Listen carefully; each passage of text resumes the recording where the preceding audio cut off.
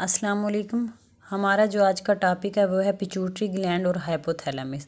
हम pituitary gland के साथ हाइपोथैलेमस इसलिए पढ़ते हैं क्योंकि पिट्यूटरी ग्लैंड जो कि एंडोक्राइन ग्लैंड है जो कि हार्मोन्स रिलीज़ करता है और हाइपोथैलेमस दोनों एक यूनिट की तरह काम करते हैं। पिट्यूटरी ग्लैंड जो भी हार्मोन्स रिलीज़ करती है उसका रिलीज़ और इनहिबिशन मतलब उसका सीक्रेट होना, उन हार्मोन्स का और रुकना उन हार्मोन्स का हाइपोथैलेमस उसको कंट्रोल करता है और हाइपोथैलेमस पिट्यूटरी ग्लैंड को कंट्रोल कर रहा है। इसलिए हम पिट्यूटरी ग्लैंड के साथ हाइपोथैलेमस के साथ रिलेशन पढ़ते हैं। सो फर्स्ट पिट्यूटरी ग्लैंड का दूसरा नाम हाइपोफाइसिस भी है। इसका मतलब है ये हाइपोथैलेमस के अंदर प्रेजेंट होता है। इसका डायामीटर 1 सेंटीमीटर है जो कि एक मटर के दाने के बराबर है। इसका वेट 0.5 ग्राम है। इसकी location sella turcica in the sphenoid bone at the base of skull below the hypothalamus. जो सिफोनाइड बोन प्रेजेंट होती है at the base of skull, ये स्कल है जो हमारे हेड और माउथ को कवर करती है। इसको बोलते हैं स्कल। जो स्कल का बेस है वहाँ पर सिफोनाइड बोन मौजूद होती है। सिफोनाइड बोन के अंदर एक डिप्रेशन, एक दबा हुआ पार्ट होता है जिसमें पिट्यूटरी ग्लैंड मौजूद होती है। इस दबे हुए पार्ट को बोलते हैं सेला टर्शिका जो कि बिलो दी हाइपोथैलेमस होती है। अब हम इसकी डिस्कस करेंगे। ये डायग्राम दी हुई है। इसमें हाइपोथैलेमस दिखाया गया है, पिट्यूटरी स्टाक दिखाया गया है। पिट्यूटरी स्टाक हाइपोथैलेमस और पिट्यूटरी ग्लैंड के दरमियान में मौजूद होती है, इसको पिट्यूटरी स्टाक भी कहते हैं। इसे पिट्यूटरी स्टाक भी कहते हैं और हाइपोफेजियल स्टाक भी बोलते हैं। ये एक पतली सी थिन स्टाक या डंडी है जिसे पिट्यूटरी ग्लैंड और हाइपोथैलेमस की अटैचमेंट होती है। अब हम पढ़ेंगे हाइपोथैलेमस पिट्यूटरी ग्लैंड रिलेशनशिप। जो हाइपोथैलेमस है वह पिट्यूटरी ग्लैंड के साथ रिलेशनशिप में काम करता है, एक यूनिटी की तरह काम करता है। हालांकि हाइपोथैलेमस एक ब्रेन का पार्ट है और पिट्यूटरी ग्लैंड एंडोक्राइन ग्लैंड है, तब भी इनमें एक यूनिटी है क्योंकि हाइपोथैलेमस पिट्यूटरी ग्लैंड को कंट्रोल करता है by secreting neuro hormones releasing inhibiting hormones. Neuro hormones hypothalamus को सिक्रेट करता है जो कि पिट्यूटरी ग्लैंड के हार्मोन्स को रिलीज और इनहिबिशन को कंट्रोल करता है। जो भी हार्मोन्स पिट्यूटरी ग्लैंड से रिलीज़ होंगे या रिलीज़ नहीं होंगे, इनहिबिटिंग होंगे, वो हाइपोथैलेमस से सिक्रेट किए जाते हैं। देन वो पिट्यूटरी ग्लैंड को स्टिमुलेट करते हैं, हार्मोन सिक्रेट करते हैं। इसलिए हाइपोथैलेमस का हाइपोफेजियल रिलेशनशिप बनता है। Hypothalamus and hypophyseal relationship. अब हम डिस्कस करेंगे हाइपोथैलेमस का हाइपोफेजियल रिलेशनशिप कैसे बनता है।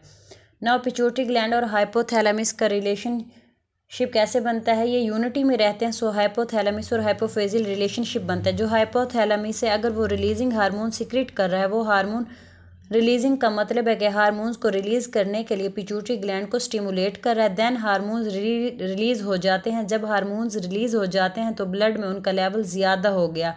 अब ब्लड से हार्मोन्स यूज़ कर लिए जाएंगे। जो टारगेट सेल जिनको ज़रूरत होती है वो यूज़ कर लेंगे। जब ब्लड में हार्मोन्स का लेवल ज़्यादा होगा, जो कि इनहिबिशन किया जाता है हाइपोथैलेमस से, उसको बोलते हैं नेगेटिव फीडबैक मैकेनिज्म। ये देखें, ये दिखाया गया है। हाइपोथैलेमस जब ब्लड लेवल हार्मोन्स का रेज्ड होगा, ज़्यादा होगा, तो तब नेगेटिव फीडबैक मैकेनिज्म बनता है। अब हम बात करते हैं पॉजिटिव फीडबैक मैकेनिज्म की। जब हार्मोन्स बहुत ज़्यादा रिलीज़ नहीं होंगे, अब इसको बंद कर दो। जब हार्मोन्स बहुत ज़्यादा यूज़ हो गए तो ब्लड में हार्मोन का लेवल कम हो गया। उससे क्या होगा, हाइपोथैलेमस को स्टिमुलेशन किया जाएगा कि ब्लड में हार्मोन का लेवल कम हो रहा है। जो हाइपोथैलेमस है वो दोबारा से रिलीजिंग हार्मोन सिक्रेट करेगा ताकि हार्मोन का लेवल बना रहे। उसको बोलते हैं positive feedback mechanism. There are 2 types of mechanism, positive feedback mechanism, negative feedback mechanism. Negative feedback mechanism इसके लिए है कि हार्मोन्स का लेवल ब्लड में बहुत ज़्यादा ना हो जाए, इसलिए इनहिबिटरी हार्मोन्स रिलीज़ होते हैं जो कि हार्मोन्स की सिक्रीशन को इनहिबिट कर रहे हैं।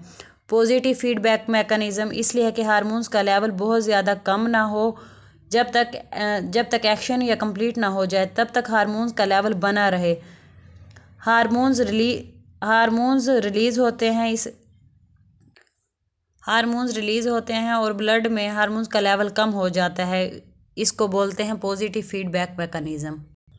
इस तरह हाइपोथैलेमस और हाइपोफिजिस का रिलेशनशिप बनता है पॉजिटिव फीडबैक मैकेनिज्म और नेगेटिव फीडबैक मैकेनिज्म के ज़रिए। अब हम पढ़ते हैं parts of pituitary gland. Pituitary gland के 2 टाइप्स हैं, इसको लोब्स भी बोलते हैं, anterior pituitary, posterior pituitary. Anterior pituitary और पोस्टीरियर पिट्यूटरी के दरमियान एक इंटरमीडिएट लोब होती है जो कि नॉन सिग्निफिकेंट है। ये एंटीरियर पिट्यूटरी का ही एक पार्ट है जो दोनों को पिट्यूटरी इंटरमीडिएट बना हुआ है, जो दोनों को बेसिकली डिवाइड कर रहा है। हम मेनली पढ़ेंगे इंटीरियर पिट्यूटरी। एंटीरियर पिट्यूटरी का दूसरा नाम है एडिनोहाइपोफाइसिस और पोस्टीरियर पिट्यूटरी का दूसरा नाम है न्यूरोहाइपोफाइसिस। एंटीरियर पिट्यूटरी को हम मास्टर ग्लैंड भी कहते हैं। इसको मास्टर ग्लैंड इसलिए कहते हैं कि बहुत सारे अनदर एंडोक्राइन ग्लैंड्स की एक्टिविटी और हार्मोन्स को कंट्रोल करती है, क्योंकि ये कुछ ऐसे हार्मोन सिक्रेट करती है जो कि दूसरे एंडोक्राइन ग्लैंड्स को कंट्रोल करते हैं, इसलिए इसको मास्टर ग्लैंड भी कहा जाता है। पोस्टीरियर और एंटीरियर दोनों ही ग्लैंड बहुत ही क्लोज स्ट्रक्चर हैं। जो इनका ओरिजिन है, जहाँ से इनकी ग्रोथ हुई है, वो दोनों डिफरेंट है। जैसे कि एंटीरियर पिट्यूटरी की ग्रोथ हुई है up growth of pharyngeal epithelium और पोस्टीरियर पिट्यूटरी की ग्रोथ हुई है down growth of nervous tissue. Anterior pituitary की growth up growth of pharyngeal epithelium और पोस्टीरियर पिट्यूटरी की down growth of nervous tissue. इसका ओरिजिन है mainly posterior pituitary nervous tissue की डाउन ग्रोथ है। इसका ओरिजिन है मेनली ब्रेन से ही हुआ है। जो हार्मोन्स हाइपोथैलेमस से सिक्रेट होते हैं वो कैसे ट्रांसफर होते हैं? एंटीरियर पिट्यूटरी में हाइपोथैलेमस से होते हैं हाइपोफेजियल और पोर्टल ब्लड वेसल के थ्रू ट्रांसपोर्ट होते हैं, और पोस्टीरियर पिट्यूटरी में ट्रांसपोर्ट होते हैं नर्व फाइबर्स एच ट्रैक के ज़रिए। जो पोस्टीरियर पिट्यूटरी में हाइपोथैलेमस से हार्मोन्स निकलते हैं वो नर्व फाइबर के थ्रू ट्रांसपोर्ट होते हैं। ये इसकी डायग्राम दिखाई गई है। पहले हाइपोथैलेमस है, ये इंटरमीडिएट लोब है जो कि नॉन सिग्निफिकेंट है। ये एंटीरियर लोब है, ये पोस्टीरियर लोब है। Now we discuss hormones produced by pituitary gland, hormones secreted by pituitary gland.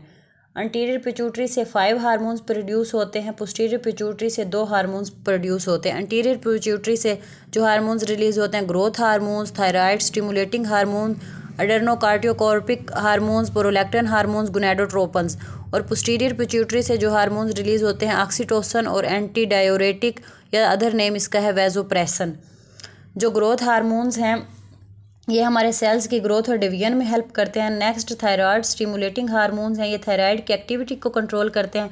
एड्रेनोकार्टियोपिक hormones जो हैं वो एड्रेनोकार्टियोपिक हार्मोन्स की एक्टिविटी को कंट्रोल करते हैं। प्रोलैक्टर हार्मोन्स, जब मदर बर्थ देती है बेबी को ब्रेस्ट फीड करती है तो इसमें मिल्क की प्रोडक्शन होती है जो कि प्रोलैक्टिन के हेल्प से होती है। गोनाडोट्रोपिन प्यूबर्टी के बाद जब मेल और फीमेल के सेक्स हार्मोन्स रिलीज होना स्टार्ट होते हैं तब गोनाडोट्रोपिन उनको रिलीज करता है। इससे 2 हार्मोन्स रिलीज होते हैं, फॉलिकल स्टिमुलेटिंग हार्मोन्स और ल्यूटेनाइजिंग हार्मोन्स। ऑक्सीटोसिन तब रिलीज होता है जब मदर को लेबर पेन हो रहे हैं, जब मदर डिलीवर करती है बेबी को तब यूट्रस की कंट्रैक्शन में हेल्प करता है। जो मिल्क प्रोड्यूस करता है वो प्रोलैक्टिन है, जो मिल्क को निपल से बाहर निकालने में मदद करते हैं वो ऑक्सीटोसिन है।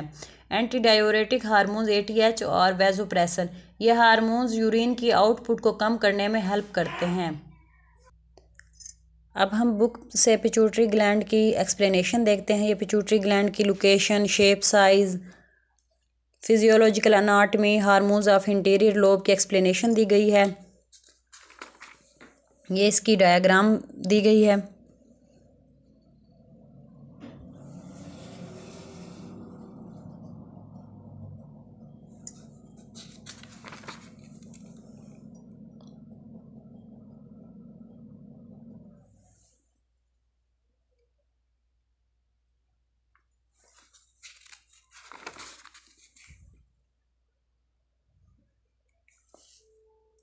ये हमने आज का टॉपिक पढ़ा पिट्यूटरी ग्लैंड और हाइपोफिजियल रिलेशनशिप।